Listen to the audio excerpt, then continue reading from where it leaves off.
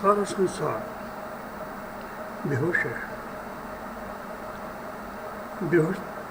बेहोशी में पड़ा हुआ इंसान संघर्ष नहीं करता सत्य के लिए, इंसानियत के लिए। वो बेहोशी में जीता है, बेहोशी में मरता है। बेहोशी यानी अमानवीयता। बेहोशी में जब होता है अमानवीय होता है, लेकिन जो जागृत हो जाता है वो संघर्ष करता है। वो अमानवीयता में नहीं रह सकता। जगा हुआ आदमी अमानवीय तो कर नहीं सकता। वो अमानवीयता के खिलाफ संघर्ष करता है।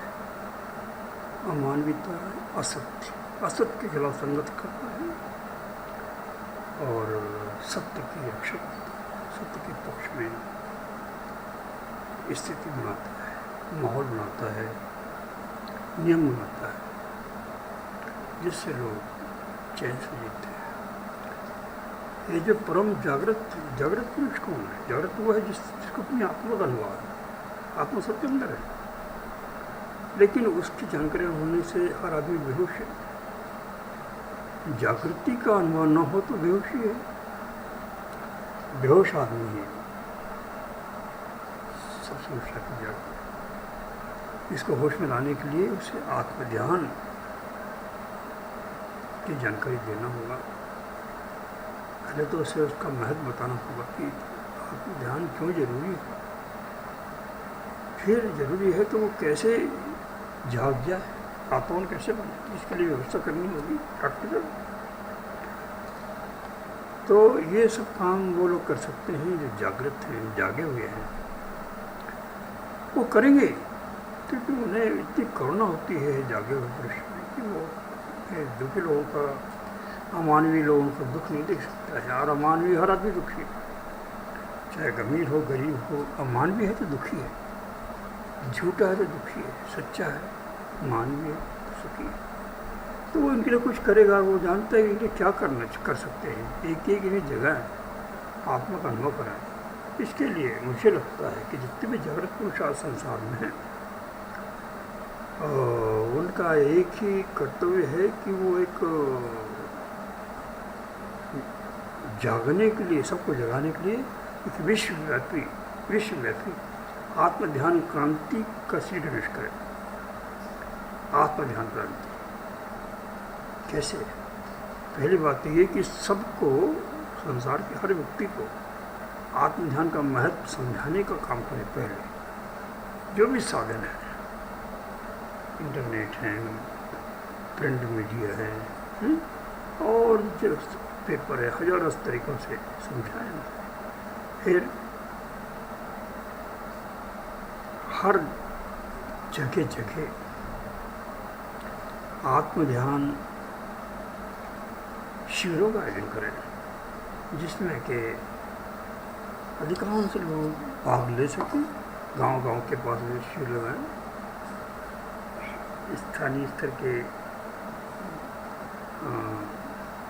फिर प्रांतीय स्तर के, फिर राष्ट्रीय स्तर के, और बड़े बड़े शिविर अंतर्राष्ट्रीय स्तर लगाएं।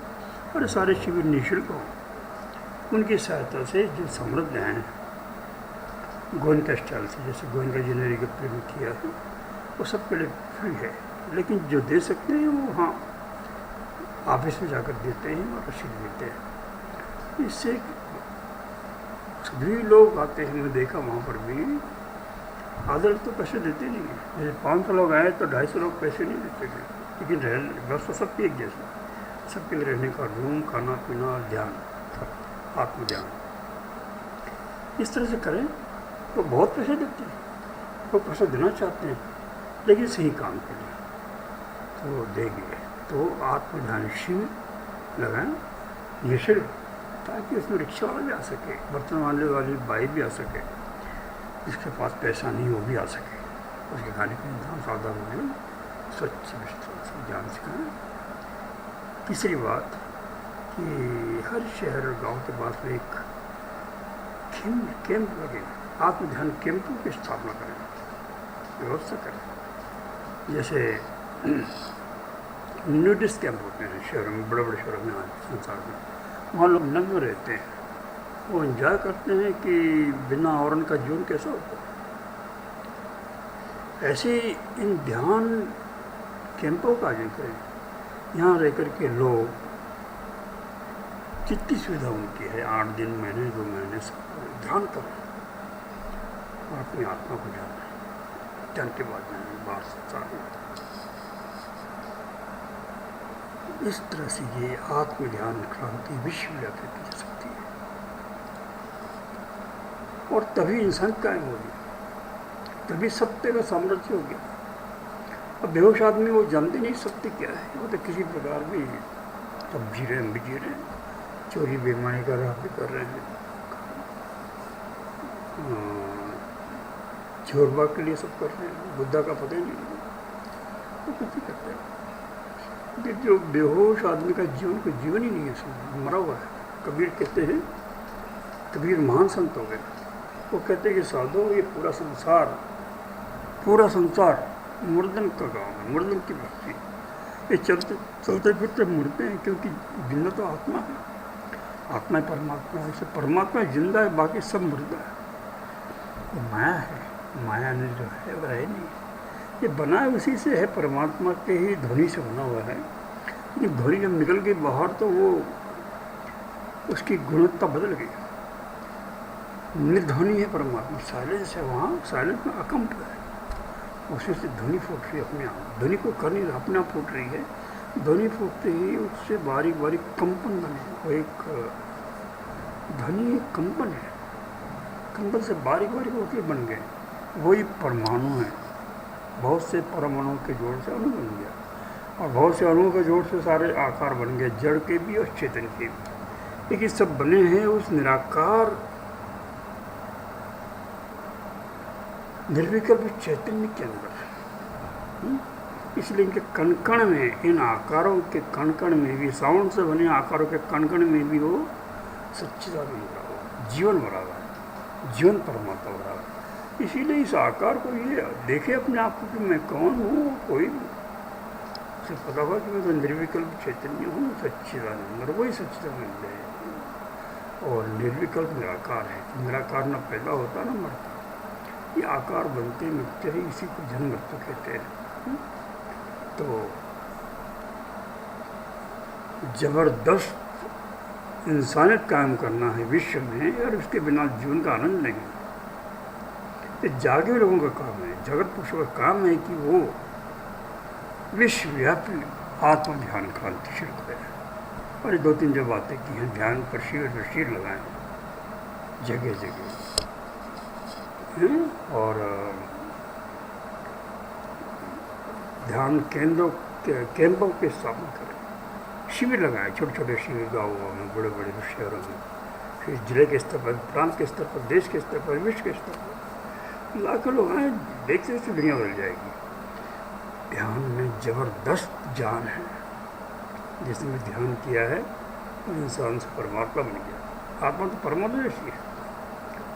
जैसे एक पत्थर में अणु है, परमाणु है, और परमाणु के अंदर भयंकर आणविक ऊर्जा भरी हुई है। ऐसे ही इस शरीर के अंदर आत्मा है, और आत्मा के अंदर भयंकर परमात्मा की ऊर्जा भरी है।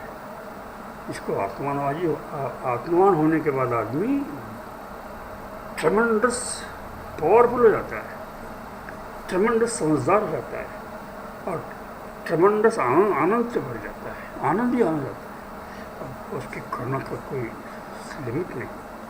ऐसे लोग जब पैदा होंगे बड़ी संख्या में, तो ये जो सोए हुए लोगों के हाथ में सत्ता है, कि जो इंसान को इंसान नहीं समझ रहे हैं, ये कहीं रुक जाएगा, सब हट जाएंगे।